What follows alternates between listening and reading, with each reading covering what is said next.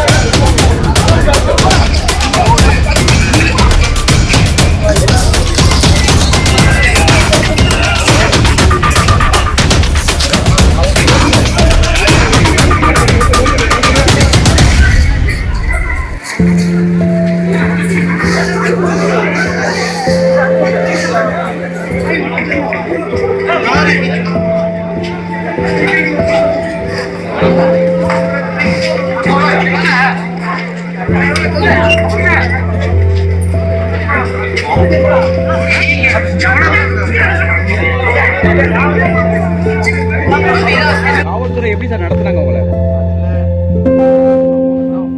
அவசியம் ஒரு அழைப்பானையை ஒட்ட முடியாது. அவங்க சொல்றாங்க வீட்டில் யாரும் இல்லைன்னு. ஆனால் அவர் வீட்டில் யாரும் இல்லைன்னு ஒருத்தர் சொன்னாருன்றார். வீட்டில் இப்போ 2 பேர் வீட்டில் கைது பண்ணிங்களா, அவங்களாம் இங்கே இருந்தாங்க. என் மனைவி மேலே தான் இருக்கிறாங்க.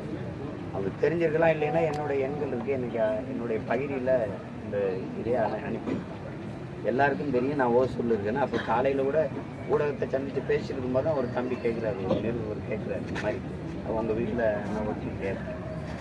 அப்போ தான் எனக்கே தெரியும் ஒட்டுறதோட காவல்துறையின் வேலை அவங்களுக்கு முடிஞ்சிடுச்சு. ஒட்டும்போது தடுத்திருந்தா பணி செய்ய விடாமல் தடுத்தாங்கன்னு நீங்கள் கைது செய்யணும். அது குற்றம்னு நீங்கள் சொல்கிறது சரி. ஒட்டிட்டு நீங்கள் போன பிறகு அதுக்கப்புறம் அதை அப்படியே வச்சு பூஜை செய்கிறது இல்லையே. ஒட்டிட்டீங்க, நாங்கள் பார்த்து தான் கிழிக்கிறோம். அது எப்படி குற்றமாகும்? அழைப்பானை யாரும் கிழிக்கக்கூடாதுன்னு இருக்குதா? இப்போ எனக்கு நீங்கள் கொடுத்தீங்க, கையெழுத்து போட்டு வாங்கினேன், அதை கிழிச்சு போட்டேன், என்ன நீங்கள் கைது பண்ணி உள்ள கொடுக்கல. இந்த மாதிரியான ஒரு அணுகுமுறை எப்படி? விசாரணை எப்படி நடந்துச்சு? காவலாளி கிடையாது, ஒரு காவலாளி கிடையாது. அவர் ஓய்வு பெற்ற இராணுவ வீரர். என் மேல இருக்கிற அன்பின் காரணமா எனக்கு தனிப்பட்ட முறையில் எனக்கு எனக்கு பாதுகாப்பு கொடுக்கணும்னு ஒரு நட்பு பாசத்துல வந்தவர் தான் அவர். ஒரு காவலாளி கிடையாது சார். காவல்துறை காவலாளின்னு யாரும் கிடையாது சார். காவல்துறை எப்படி சார் நடத்துறாங்க உங்களை? திருப்தியா இருந்ததா? ஏற்கனவே இந்த மாதிரி ஒரு விசாரணை அட்டன் பண்ணிருக்கீங்க, இன்றைய தினமும் அட்டன் பண்ணிருக்கீங்க. இது சரியா போகணும் உங்களுக்கு தோணுதா இந்த விசாரணை?